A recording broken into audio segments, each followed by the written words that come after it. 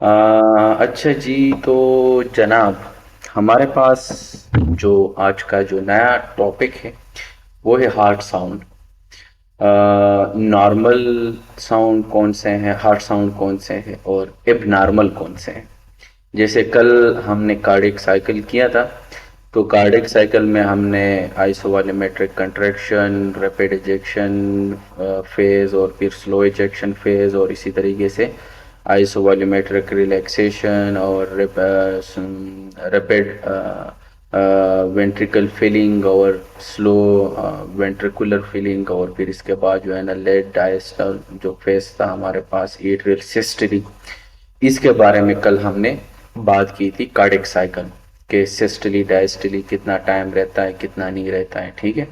तो iso volumetric contraction के बारे में हमने बात की। वहाँ पे जो साउंड प्रोड्यूस हो रहा था, हमने कहा था कि ये पहला हार्ट साउंड है जिसमें S1 हमने नाम दिया था। हमने तो नहीं, खैर बुक वालों ने जो नाम दिया है S1, वो क्यों साउंड प्रोड्यूस होता था, हमने पढ़ा है कि ये ड्यूरिंग सिस्टली प्रोड्यूस हो रहा है, ठीक है ना, ये जो साउंड है। और इसको बुक वालों ने S1 साउंड दिया है, नाम दिया है। और ये पल्मोनिक वाल, सॉरी, ट्राइकस्पिड वाल और माइट्रल वाल जो है ना, ये जब क्लोज होते हैं तो during closure of the tricuspid valve and mitral valve the sound will produce and that sound is S1 heart sound, ठीक है ना। फिर इसके बाद हमने S2 हार्ट साउंड की बात की थी, जो आइसोवॉल्यूमेट्रिक रिलैक्सेशन में हो रहा था। वो भी पल्मोनिक और एओर्टिक वाल जो है ना, उसके में उनकी क्लोजिंग की वजह से साउंड जो था वो प्रोड्यूस हो रहा था, ठीक है।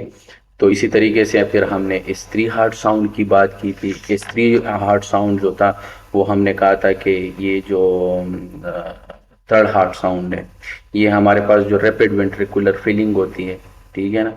तो ये भी ड्यूरिंग डायस्टली, देखिए जो जिस फेज में, या अगर जो साउंड ड्यूरिंग सिस्टली प्रोड्यूस हो रहा है उस साउंड को हम सिस्टोलिक साउंड कहेंगे, और जो डायस्टली प्रोड्यूस हो रही है उसको हम डायस्टोलिक हार्ट साउंड कहेंगे। तो इसी तरीके से जो हमने डायस्टोलिक में हमने रैपिड वेंट्रिकुलर फिलिंग की बात की थी, वहाँ पे स्त्री हार्ट साउंड प्रोड्यूस हो रहा था, ठीक है। तो हमने कहा था कि यहाँ पे जो साउंड प्रोड्यूस होगा उसको हम स्त्री हार्ट साउंड कहेंगे या थर्ड हार्ट साउंड कहेंगे, ठीक है।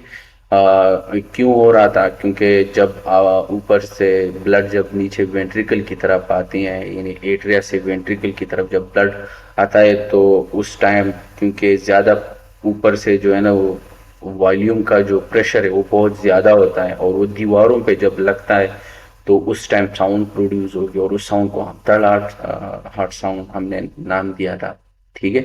और इसी तरीके S4 साउंड था, तो S4 साउंड जो था ना वो एट्रियल सिस्टली में हो रहा था, ठीक है ना। तो ये भी एक डायस्टोलिक हार्ट साउंड है, लेकिन ये कब हो रहा है कि जब आपका 30% ब्लड पीछे जब रहता है तो एट्रिया कंट्रैक्ट होती है, और इसी की वजह से जो है ना वो जो ब्लड नीचे आता है और दीवारों पे लगता है और साउंड प्रोड्यूस होती है, उसको हम S4 हार्ट साउंड हम कहते थे, ठीक है ना। तो हमने कहा कि S1 S2 जो है ना ये तो नॉर्मल है, कोई इसमें कोई पैथोलॉजी वगैरह कुछ भी नहीं है। लेकिन अगर हम S3 और S4 की हम बात करें तो हमने कहा था कि ये नॉर्मल भी हो सकते हैं और एबनॉर्मल भी हो सकते हैं। आज हम जो है ना डिटेल में जाएंगे, बड़ा ही बेहतरीन टॉपिक, और क्या उसे कहते हैं कि कॉन्सेप्चुअल टॉपिक, और बहुत ही इम्पोर्टेंट, बहुत ही अहम। इससे बहुत ज़्यादा क्वेश्चन आते हैं, और आपके जो है ना, आप क्लिनिक में भी, सॉरी, आप हॉस्पिटल में होते या कार्डियोलॉजी वार्ड में होते हो, तो आपको ना इस इन साउंड का पता होना चाहिए, क्योंकि वो पूछते रहते हैं, ठीक है ना। प्रोफेसर भी पूछते हैं, आप स्टेट आप लगा देते हो, आप माइट्रल वाल की जो है ना वहाँ पे अगर स्टीनोसिस हुई है या रिगर्जिटेशन है, या इयोटिक स्टीनोसिस हुई है या इयोटिक रिगर्जिटेशन है, इसी तरीके से ट्राइकस्पिड वाल्व की, इसी तरीके से पल्मोनिक वाल्व की, ठीक है। तो ये सारी चीज़ें जो है ना हम अब करेंगे। लेकिन हार्ट साउंड से पहले हमें लोकेशन का पता होना चाहिए कि कौन सा वाल्व कौन से लोकेशन पे है, और स्थित हम कहाँ पे रखेंगे, और साउंड को हम कैसे सुनेंगे, ठीक है ना। तो इससे पहले, हार्ट साउंड से पहले, हम जो है ना इसके पीछे जाएंगे कि लोकेशन क्या है। ठीक है। तो अगर हम लोकेशन देखें तो हमारे पास ना तकरीबन 5 एरिया है, ठीक है ना। और ये आप जो है ना आपका जो चेस्ट एरिया है, ये जिसको हम पेरिकार्डियम बोलते हैं, ये बिल्कुल आपका जो इंटीरियर चेस्ट वाल है ना, और ये इंटीरियर हार्ट का जो इंटीरियर साइड पे होता है, तो यहाँ पे, ठीक है ना, ये हमारे पास अस्कल्ट्रेटरी एरियाज है हार्ट का, ठीक है ना। ये स्टर्नम है, और यहाँ पे रिब्स है, सेकंड रिब है, फर्स्ट सेकंड थर्ड, और इस तरीके से फोर्थ। तो अब जो है ना इयोटिक वाल कहाँ पे होगा, पल्मोनिक वाल कहाँ पे होगा, और इसी तरीके से हमारे पास माइट्रल और ट्राइकस्पिड वाल की हम बात करेंगे। ठीक हो गया है।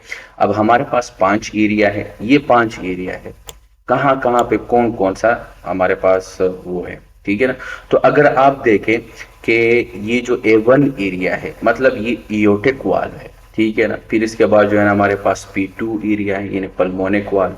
ये दूसरा A2 एरिया है, जिसको हम इयोटिक का एरिया भी कहते हैं, इयोटिक वाल। आगे मैंने स्लाइड डाली है, वहां पे आप लोगों को समझ आ जाएगा, नेक्स्ट स्लाइड जो है, ठीक है।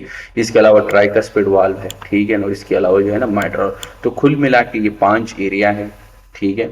आपको पता होना चाहिए कौन सी जगह जो है ना वाल्व कौन सी जगह पे होता है। अब अगर आपको इस तस्वीर को देखें तो देखिए ये रिब्स है हमारे पास, फर्स्ट सेकंड थर्ड, और इसी तरीके से फोर्थ, और गिल है, ठीक है। तो देखें हमारे पास जो इयोटिक वाल्व है, ये स्टर्नम है आपके पास, स्टर्नम के बिल्कुल राइट साइड पे, यहाँ पे हमारे पास इयोटिक वाल्व, सॉरी लेफ्ट साइड, ये जो लेफ्ट साइड है आपका, यहाँ पे इयोटिक वाल्व होगा। राइट साइड पे जो है ना आपके पास पल्मोनिक वाल्व होगा, ठीक है ना। इसको हम पल्मोनिक एरिया कहते हैं, इसको हम इयोटिक एरिया कहते हैं, ठीक हो गया है। फिर इसके बाद जो है ना हमारे पास यहाँ पे ट्राइकस्पिड वाल्व होगा, और यहाँ पे बिल्कुल इस साइड पे जो है ना माइट्रल वाल्व होगा, ठीक है। तो देखिए हमारे पास जब हम एरिया की बात करते हैं ना, हमने एरिया की बात की कि कौन सी जगह पे कौन सी वो है। तो देखिए जो A1 एरिया है, जिस तरह हमने ऊपर बात की, ये A1 एरिया, ठीक है ना, यानी एयोटिक एरिया, ये बिल्कुल आपके पास जो है ना राइट सेकंड इंटरकोस्टल स्पेस पे होता है, ठीक है ना, राइट सेकंड इंटरकोस्टल स्पेस पे A1 एरिया, ठीक है ना।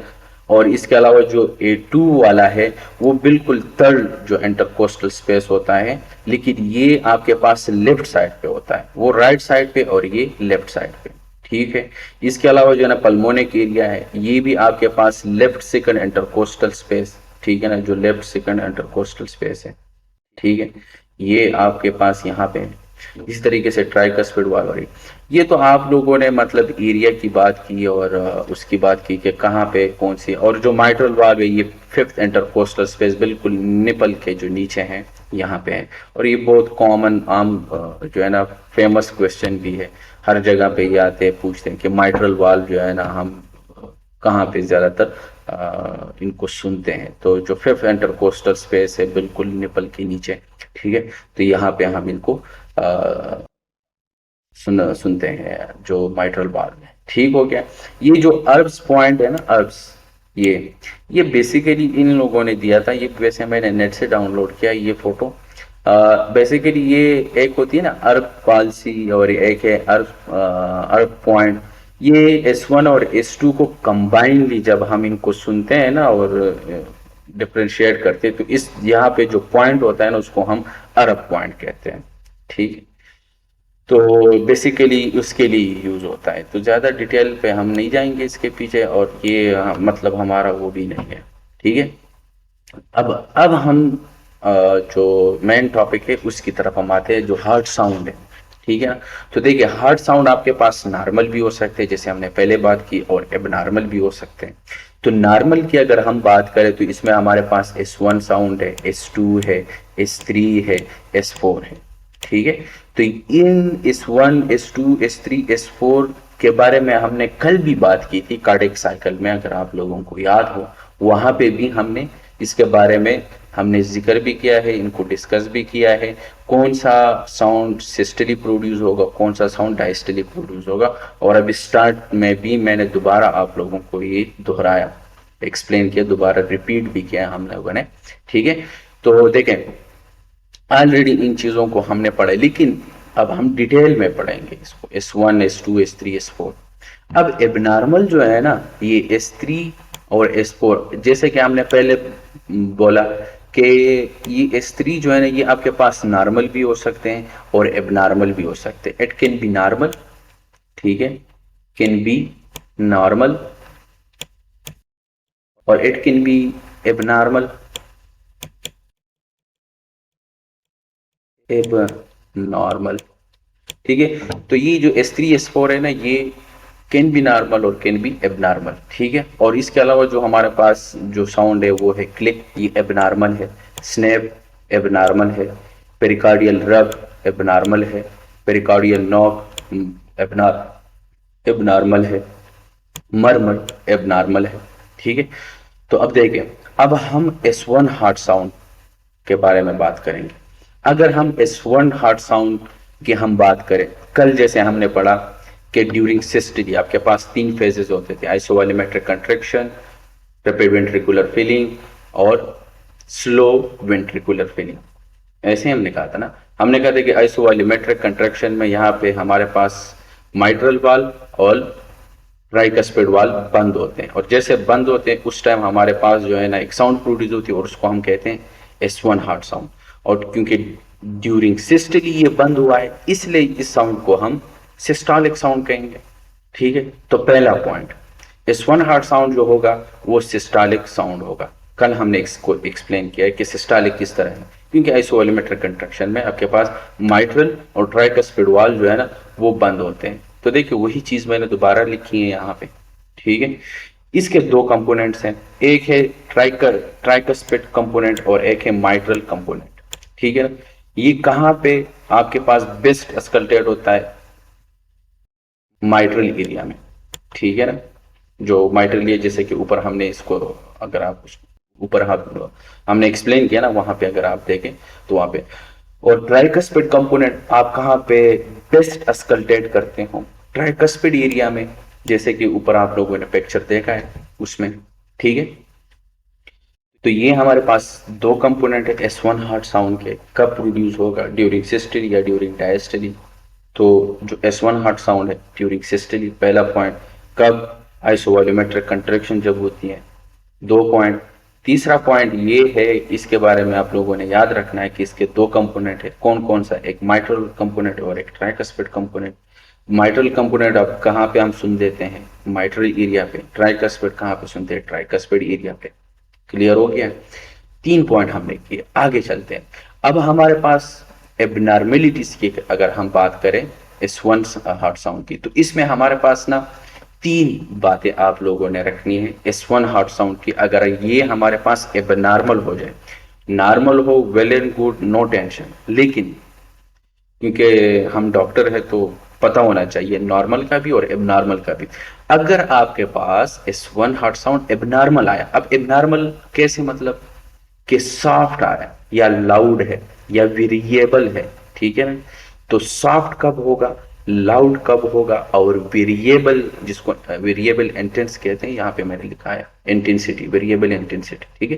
तो ये 3 बात है, 3 बातों में हमारे पास ये एबनॉर्मल होते हैं। वो कौन सा? एक सॉफ्ट, जैसे कि फॉर एग्जांपल ये आपके पास ना माइट्रल वाल्व है, ठीक है। ये क्या है? एट्रिया है, और ये आपके पास माइट्रल वाल्व है। अगर यहां पे स्टिनोसिस हो जाए, क्या हो जाए? स्टिनोसिस। अब जब स्टिनोसिस होती है तो यहाँ पे हमारे पास, इसके बाद जो है ना, ये हम वैसे पैथोलॉजी में करेंगे माइट्रल स्टिनोसिस। स्टिनोसिस का मतलब ये होता है कि आपका जो वाल्व है वो तंग हो चुका है, स्टिनोसिस हुई है। अब किस वजह से हुई ये स्टिनोसिस? क्योंकि हमारे पास इसके ना रोमेटिक फीवर, इसका जो है ना मोस्ट कॉमन काज है माइट्रल स्टिनोसिस का, ये हम पैथोलॉजी में करेंगे, ठीक है। और इसके अलावा जो है ना यहाँ पे कैल्सिफिकेशन होती है, और जब भी आपके पास यहाँ पे माइट्रल वाल्व स्टिनोसिस हो, साथ में क्यों हुआ है? क्योंकि ये जो कैल्सिफिकेशन हुआ है वाल्व की, और यहाँ पे जब ये एक दूसरे के साथ स्ट्राइक करेगा ना, एक दूसरे के साथ लगेगा, तो यहाँ पे जब साउंड प्रोड्यूस होगी, ठीक है ना। स्टिनोसिस हुआ है, माइट्रल स्टिनोसिस हुआ है, लेकिन सीवियर स्टिनोसिस हुआ है, ठीक है ना। ये पॉइंट बहुत अहम है। साफ कब होगा? सीवियर माइट्रल स्टेनोसिस में। अब सीवियर माइट्रल स्टेनोसिस में सॉफ्ट साउंड किस तरह प्रोड्यूस होगा, क्योंकि जब यहाँ पे कैल्सिफिकेशन होती है ना तो ये बड़ा स्टिफ होता है, बड़ा हार्ड हो जाता है, लेकिन जब वहां से फिर ब्लड निकलता है ना तो वो आवाज बड़े मतलब मध्यम तरीके से निकल जाता है, क्योंकि वो बंद नहीं होता है, क्योंकि वो हार्ड हो चुका है, कैल्सिफिकेशन हुई है। ठीक है, तो यहाँ इसी वजह से जो है ना अगर सीवियर स्टेनोसिस हो तो यहाँ पे जो साउंड प्रोड्यूस होगा वो सॉफ्ट साउंड प्रोड्यूस होगा, इसलिए इसको कहते हैं। लेकिन सीवियर स्टेनोसिस में, ठीक है, और जब भी आपके पास माइल्ड माइट्रल स्टेनोसिस होगा, सीवियर नहीं, अगर हम माइल्ड की बात करें तो माइल्ड में यहाँ पे जब ये अब स्टेनोसिस हुई है माइट्रल वाल की, अगर ये एट्रियम है, ये माइट्रल वाल, यहाँ पे स्टेनोसिस हुई है, ठीक है, लेकिन ये माइल्ड है, ये ऊपर वाला सीवियर है, ये जो है ना ये माइल्ड है, ठीक है ना, ये जो वाल है ये माइल्ड है। अब यहाँ पे क्योंकि ब्लड ऊपर से जब एट्रियस से नीचे वेंट्रिकल की तरफ आता है ना, ब्लड हम ऊपर से नीचे वेंट्रिकल की तरफ लेके आते हैं ना, कि आपका वेंट्रिकल है, ठीक है,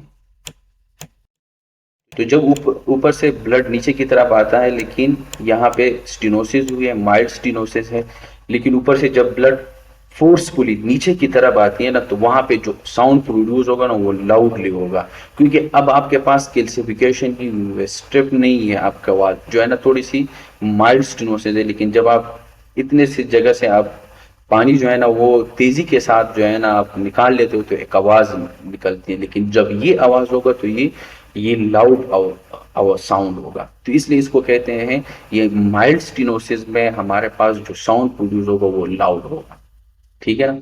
तो दो पॉइंट्स हमने क्लियर की, सॉफ्ट और लाउड, ठीक है ना। अगर S1 एबनॉर्मल हो तो अगर फिर भी आप भूल जाते हो कि यार ये सॉफ्ट में सीवियर माइट्रल स्टेनोसिस था कि वो लाउड में था, तो एस से याद रखो, एस से सॉफ्ट और एस से सीवियर।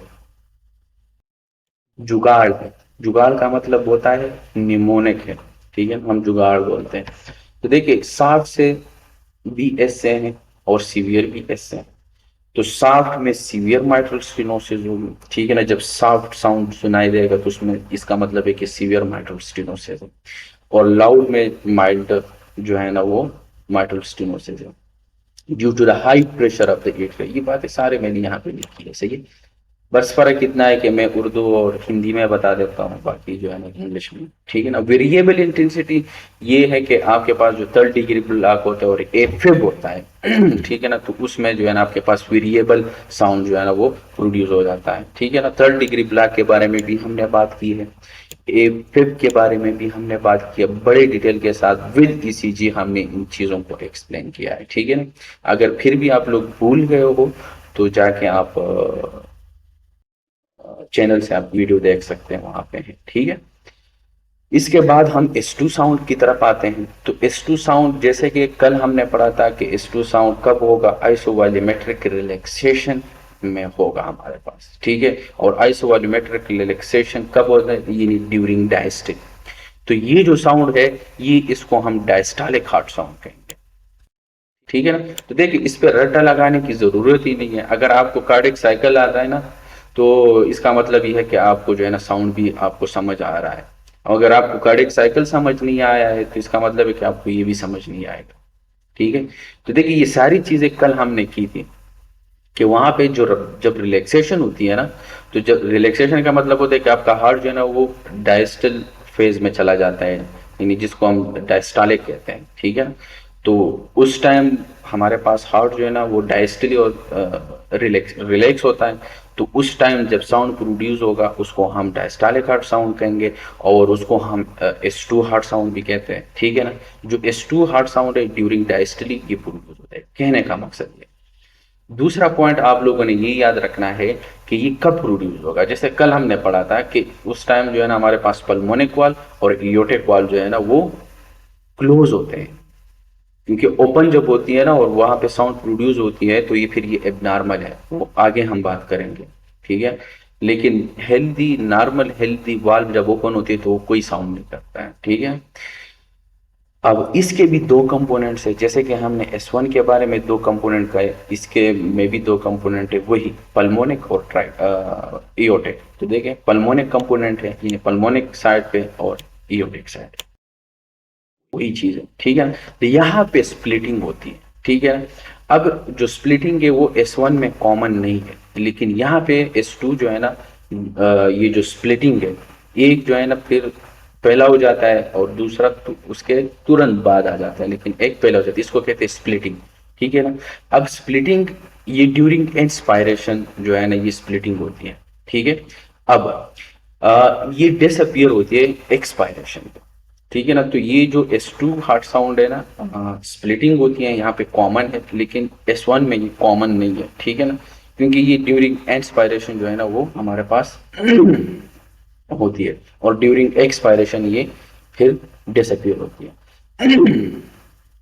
अब ये जो स्प्लिटिंग ऑफ S2 है ना, अब इसके भी जिस तरह के ऊपर हमने 3 पॉइंट्स किए, ठीक है ना, एबनॉर्मेलिटी के बारे में, इधर भी हम 3 ही पॉइंट्स कहेंगे। एक ये है कि ये जो जिस तरह हमने स्प्लिटिंग की बात की ना, कि ये बहुत कॉमन है, S2 में कॉमन है ना कि एज कम्पेयर टू S1, ठीक है, तो उधर कॉमन नहीं है, क्योंकि ये जो इयोटिक वाल्व जो होता है ना, ये पहले आके बंद हो जाता है, जबकि पल्मोनिक वाल्व जो होता है ना वो बाद में थोड़ी सी बंद हो जाती है, तो इसको हम कहते हैं स्प्लिटिंग।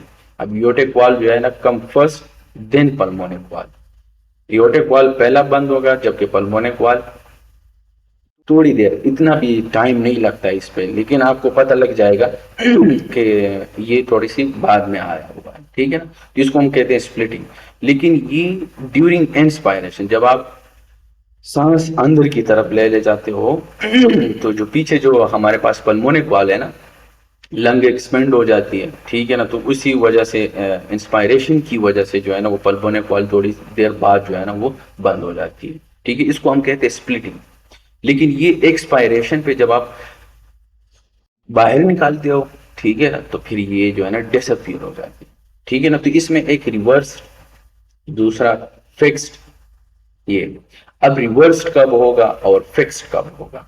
अब देखिए पल्मोनिक कंपोनेंट में जो है ना हमारे पास S2 इयोटिक, फॉर एग्जांपल इयोटिक स्टेनोसिस हुआ है, ठीक है ना, और उसमें जो है ना हाइपरट्रोफिक ऑब्स्ट्रक्टिव कार्डियोमायोपैथी हुई है, हाइपरट्रोफिक ऑब्स्ट्रक्टिव कार्डियोमायोपैथी सही है, या कार्डियोपैथी या कार्डियोमायोपैथी, अगर ये हो जाए हमारे पास, तो अब ये चीज रिवर्स हो जाएगा, ठीक है। अब जो है जिस तरह हमने पहले किया कि इयोटिक वाल्व पहले बंद होगा, पल्मोनिक वाल्व बाद में, तो अब ये रिवर्स हो गया, अब पल्मोनिक वाल्व पहले बंद होगा, इयोटिक वाल्व बाद में होगा, इसलिए इसको रिवर्स कहते हैं, ठीक है। अब ये कौन से कंडीशन में होते हैं, कंडीशन आप लोगों ने देखा कि जब भी एओर्टिक स्टेनोसिस, जाहिर सी बात है, अब आप वॉल्यूम को एक तंग रास्ते से बाहर निकाल रहे हो, तो अब तो टाइम लगेगा ना, जब टाइम लगेगा उसको ओपन होने में, क्योंकि वाल खराब हो चुकी है, तो जब वाल खराब हो चुकी हुई है, स्टेनोसिस है, रास्ता तंग है, तो जब इसको जो है ना वो क्लोज होने में थोड़ा सा टाइम लगेगा, ठीक है, तो इसलिए इसको हम कहते हैं रिवर्स। अब फिक्स्ड कब होगा, कि इसमें हमारे पास जो इयोटिक कंपोनेंट है ये तो पहले आएगा देन पल्मोनिक, लेकिन दोनों इंस्पायरेशन में, जैसे कि हमने ऊपर बात की थी कि ड्यूरिंग इंस्पायरेशन जब आप साउंड प्रोड्यूस होगा, इयोटिक पहला होगा जबकि पल्मोनिक बाद में, लेकिन ये दोनों पहले आएंगे देन पल्मोनिक कंपोनेंट, लेकिन बोथ इन इंस्पायरेशन, ठीक है। अब इंस्पायरेशन एंड एक्सपायरेशन दोनों सूरतों में, सॉरी सिर्फ ना अकेले इंस्पायरेशन में नहीं, दोनों में आएगा, इंस्पायरेशन में भी और एक्सपायरेशन में भी। लेकिन अब हमारे पास ना कंडीशन है, ये इसमें हमारे पास आएगा जिसको हम ASD और VSD कहेंगे, डिटेल में हम पढ़ेंगे पैथोलॉजी में, ठीक है, मेडिसिन में भी हम ये करेंगे, और ये पीड्स में भी आ रहा है, क्योंकि ये बच्चों में ज़्यादातर होता है। आप लोगों ने सुना होगा बच्चे के दिल में सुराख है, वो सुराख ये नहीं होता है कि बिल्कुल बाहर से सुराख है, अंदर जो वेंट्रिकल है, दोनों वेंट्रिकल के, ये मैं डायग्राम ड्रा कर देता हूँ। ये आपके पास लेफ्ट एट्रियम है, ये आपके पास राइट एट्रियम है, सॉरी इसको मैं रिमूव कर देता हूँ, देखें, ये आपके पास लेफ्ट एट्रियम है, लेफ्ट वेंट्रिकल, ऐसा ही है ना। फिर इसके बाद जो है ना हमारे पास राइट एट्रियम और राइट वेंट्रिकल, यहाँ पे सुराख होती है, इसको हम कहते हैं वीएसडी, वेंट्रिकुलर सेप्टल डिफेक्ट या सेप्टम डिफेक्ट, यहाँ पे सुराख होती है, ठीक है, इसको हम कहते हैं वेंट्रिकुलर सेप्टम डिफेक्ट या वीएसडी, ठीक है। और एएसडी का मतलब ये होता है कि एट्रिया और एट्रिया के दरमियान, अगर ये लेफ्ट एट्रियम है और ये आपके पास राइट एट्रियम है, ठीक है, तो यहाँ पे जब ये सुराख हो जाते हैं तो उसको हम कहते हैं एट्रियल सेप्टम डिफेक्ट, कि अब जो सेप्टम है, नॉट सेप्टम, सेप्टम जो है उसमें सुराख, क्योंकि ये ड्यूरिंग जब बच्चा पैदा हो तो माँ के पेट में जो है ना ये बनता है, तो उस टाइम जो है ना ये ओपन रहते हैं फिजियोलॉजिकली लेकिन जब ये बच्चा पैदा होते हैं तो फिर ये बंद हो जाते हैं, ठीक है। कैसे, ये हम आगे पैथोलॉजी में इसमें डिटेल में बात करेंगे। लेकिन जब भी आपके पास ये एएसडी हो, ये एएसडी हो या वीएसडी हो, तो इसमें हमारे पास जो S2 साउंड होगा वो फिक्स्ड होगा, ठीक है। S1 हार्ट साउंड के बारे में हमने बात की, ठीक है, कि उसमें भी आप लोगों ने 3 बातें याद रखी कि हमारे पास तो या तो सॉफ्ट होगा या लाउड होगा या तो इंटेंस वेरिएबल इंटेंसिटी होगी, ठीक है।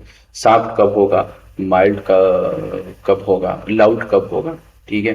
फिर इसके बाद हमने S2 के बारे में बात की कि इसमें भी हमारे पास रिवर्स्ड है, फिक्स्ड है, ठीक है। और ये हमने S1 और S2 के बारे में बात की थी। अब अगर हम जिस तरह ऊपर हमने कंपोनेंट्स की बात की S1 में, इसी तरीके से S2 में भी हमारे पास जिस तरह वहां पे सॉफ्ट लाउड था, यहाँ पे भी हमारे पास सॉफ्ट और लाउड है अगर हम S2 हार्ट साउंड की बात करें, ठीक है। तो अगर मैं इयोटिक वाल्व की बात करूं तो उसमें जो सॉफ्ट होगा वो इयोटिक स्टीनोसिस की वजह से होगा। तो क्योंकि अब देखें ना हमारे पास स्टीनोसिस हुई है ना वहां पे, इयोटिक स्टीनोसिस, लेकिन वहां पे जो प्रेशर होगा अब वो कम हो गया है, ठीक है ना, क्योंकि प्रेशर जो इयोटा का जो प्रेशर है वो कम हो गया है। क्यों कम हुआ है, क्योंकि स्टीनोसिस हुई है, स्टीनोसिस हुई तो उसमें जो प्रेशर हुआ है ना वो डिक्रीज चला गया है। अगर फॉर एग्जांपल ये आपके पास एट्रियम है और ये आपके पास वेंट्रिकल, अब यहाँ पे जो इयोटा है ना इसमें प्रेशर कम हो गई, क्यों कम हुई है, क्योंकि अगर ये इस तरह होता ना नॉर्मल तो इसमें प्रेशर ज्यादा होता, अब क्योंकि अब स्टीनोसिस हुई है यहाँ पे तो जाहिर सी बात है प्रेशर जो है ना वो कम हो गया है। लेकिन जब आप प्रेशर कम हो गया है उस जगह से जब ब्लड बाहर निकलता है तो जो वो साउंड होगा वो साफ होगा, ठीक है। तो इसी वजह से यहाँ पे जो इयोटिक स्टीनोसिस है वो साफ होगा और इयोटिक रिगर्जिटेशन में भी साफ होगा, क्योंकि दोनों सूरतों में आपके पास जो है ना इसमें आपके पास प्रेशर जनरेट होता है। और इयोटिक रिगर्जिटेशन का मतलब ये होता है ना कि आपका जो ब्लड है ना जो बाहर निकल जाता है, लेकिन उससे थोड़ी बहुत जो है ना जो ब्लड है ना वो रिगर्जिटेट कर देते हैं, वापस आ जाता है, वापस आने को रिगर्जिटेशन कहते हैं। लेकिन लाउड कब होगा, जब आपके पास इयोटिक में प्रेशर बहुत ज्यादा होगा। अब इयोटिक में प्रेशर कब ज्यादा होता है, यहाँ पे जब प्रेशर इंक्रीज हो जाता है कब होता है, हाइपरटेंशन में। जिस तरह के हमने सिस्टेमिक हाइपरटेंशन की बात की, हमने कहा था कि सिस्टेमिक हाइपरटेंशन जो है ना सिस्टोलिक भी हो सकता है, डायस्टोलिक भी हो सकता है, सिस्टोलिक डायस्टोलिक बोथ भी हो सकता है, ठीक है। तो जब ये सिस्टेमिक हाइपरटेंशन हो, वहां पे प्रेशर बहुत ज्यादा हो, तो तब जाके आपके पास जो साउंड प्रोड्यूस होगा वो लाउड होगा, ठीक है। और अगर हम P2 की बात करें इन पल्मोनिक वाल्व, उसमें भी अगर हम सॉफ्ट की बात करें तो इसमें pulmonary stenosis exact same concept है जैसे ऊपर मैंने यहाँ पे इसको डिस्कस किया, एग्जैक्ट यहाँ पे भी है, ठीक है ना। यहाँ पे पल्मोनरी रिगर्जिटेशन, अब ये सारी पैथोलॉजी है ना स्टीनोसिस और ये रिगर्जिटेशन, इसके बारे में हम बाद में बात करेंगे पैथोलॉजी में, लेकिन साउंड का पता होना चाहिए, ठीक है। लाउड जिस तरह यहाँ पे हाइपर सिस्टेमिक हाइपरटेंशन था, ठीक है ना, यहाँ पे हमारे पास पल्मोनरी हाइपरटेंशन, हमने कहा था कि ये अगर आपके पास राइट वेंट्रिकल है, ठीक है ना, ये राइट वेंट्रिकल है, ये राइट एट्रियम है, ऐसे हमने कहा था ना, और ये आपके पास पल्मोनिक सर्कुलेशन है, ऐसे हमने बात की थी ना, ये वेन है, पल्मोनिक वेन है, ठीक है सॉरी पल्मोनरी आर्टरी है, नॉट वेन, पल्मोनरी आर्टरी।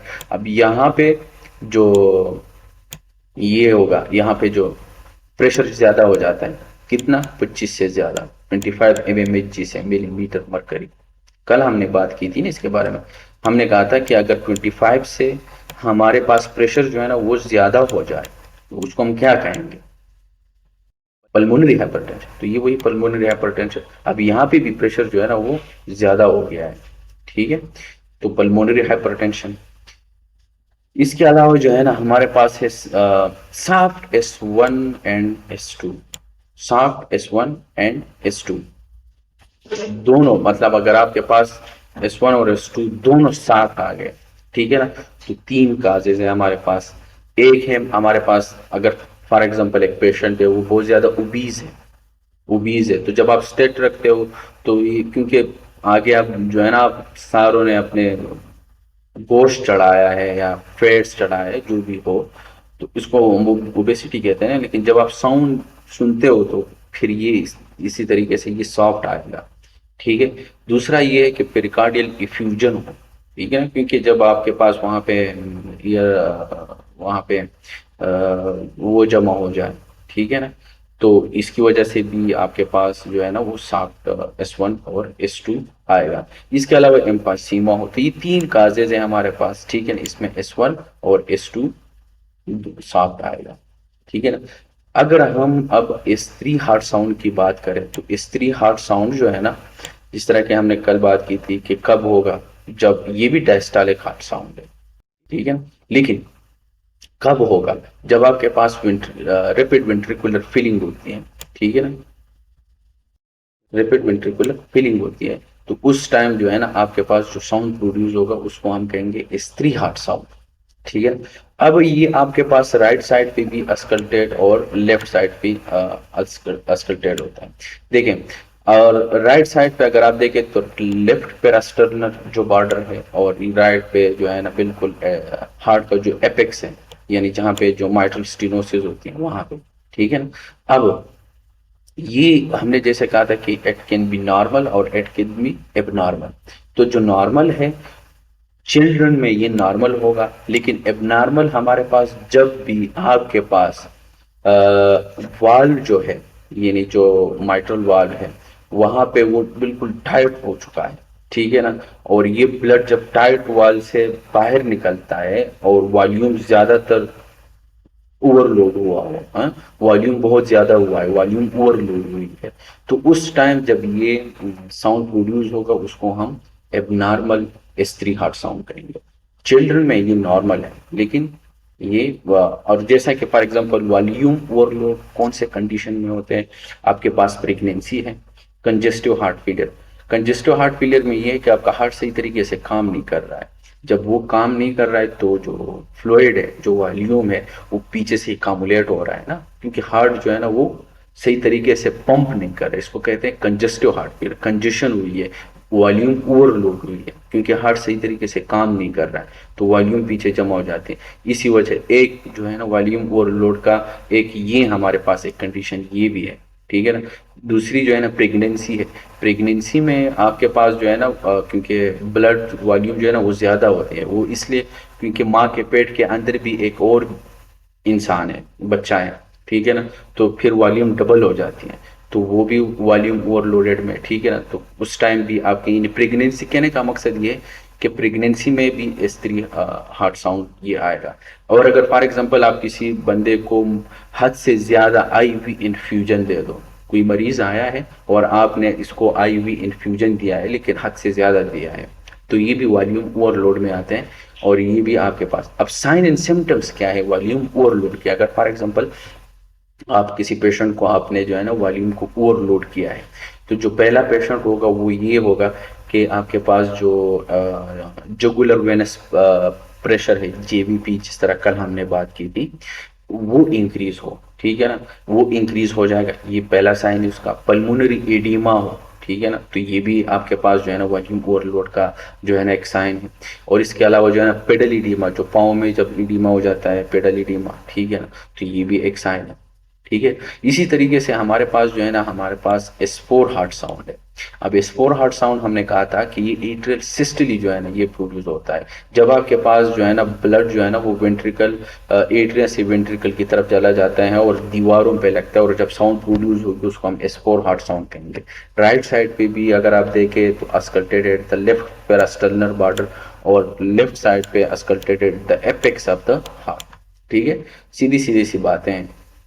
अब ना, जिस तरह कल हमने कहा था कि नॉर्मल भी हो सकता है, एबनॉर्मल भी हो सकता है, तो जो नॉर्मल है तो ये एडल्ट में बिल्कुल नॉर्मल होगा, ठीक है। और जो एबनॉर्मल है, एबनॉर्मल किस में होगा कि जब भी आपके पास जो वो है ब्लड जो है ना, वो स्टेपिंग वाल पे जब लगेगा, मतलब रिजिड वाल पे जब लगेगा, वेंट्रिकल पे जब ब्लड लगेगा, तो उस टाइम जब वो प्रोड्यूस होगी, तो इसको स्पोर्ट साउंड कहेंगे, ठीक है ना। अब ये कब कब होगा, जैसे कि फॉर एग्जांपल किसी को अंजाइना हुआ है, ठीक है ना, अंजाइना के बारे में हम बात करेंगे, या मायोकार्डियल इन्फार्क्शन हुआ है, ठीक है, पैथोलॉजी में ये हम करेंगे। तो एमआई में, मायोकार्डियल इन्फार्क्शन और एंजाइना में, तो यहाँ पे ये हमारे पास इसके फीचर्स है, ठीक है ना। तो ये हमारे पास इसके अलावा जो है ना हमारे पास ना गिलप रिदम है। अब गिलप रिदम जो है ना, ये इसमें इसको हम ट्रिपल गिलप भी कहते हैं। अब ट्रिपल गिलप का क्या मतलब होता है कि S1, S2, S3 तीनों साथ में आ जाए, जैसे कि लुप डुप टुप, लुप टुप टुप, लुप टुप टुप, लुप टुप टुप, ये इसको कहते हैं गेलप रिदम, ठीक है। तो अब ये कब होगा, ये लुप टुप टुप, लुप टुप टुप, लुप टुप टुप, ये कब होगा, ये जब आपके पास वॉल्यूम ओवरलोड हो जाए। अब कौन से कंडीशन है कि हमारे पास वॉल्यूम ओवरलोड हो जाते हैं कंजेस्टिव हार्ट के लिए, जैसे ऊपर हमने बात की अनीमिया। अनीमिया में मेरे ख्याल से मैं ऊपर भूल गया, अनीमिया में भी आपके पास जो है ना वॉल्यूम ओवरलोड होती है, क्योंकि वहां पे आपके पास वो ज्यादा होता है। इसके अलावा वही आईवी इन्फ्यूजन, अगर आप किसी पेशेंट्स को, मरीज को हद से ज्यादा कोई आईवी इन्फ्यूजन इन्फ्यूजन दे दो, तो उसमें भी आपके पास ही, तो इस कंडीशन में भी आपके पास ही गिलप रिदम होगा, S1, S2, S3, ठीक हो गया। फिर इसके बाद जो है ना सबमिशन गिलप, सबमिशन गिलप नाम से जाहिर, इसमें S1, S2, S3, S4 चारों आएंगे, 1, 2, 3 एंड 4, ठीक है। अब इसमें किस तरह होगा, लुप टुप टुप टुप, लुप टुप टुप टुप, लुप टुप टुप टुप, ये। अब ये जो है ना हमारे पास जब ये आएगा आपके पास, तो ये हमारे पास एंजाइना में और मायोकार्डियल इन्फार्क्शन में और ये कंजेस्टिव कार्डिक फीचर में, ये इसके जो है ना हमारे पास फीचर्स हैं, ठीक है ना। तो बाकी जो है ना हम वो जिस तरह स्नैप हो गया, क्लिक हो गया, ऊपर जो हमने बात की ना ये वाले, ये हम कल करेंगे। आज के लिए आप लोग ये इतना याद रखो, ठीक है ना, ये क्लिक, स्नैप, पेरिकार्डियल रब, पेरिकार्डियल नॉक, मरमर, ये सारे हम कल जो है ना वो करेंगे, सही है। बाकी ये आपका हो गया, ये आपका हो गया, सारे हो गए, ठीक है। आज के लिए इतना ही।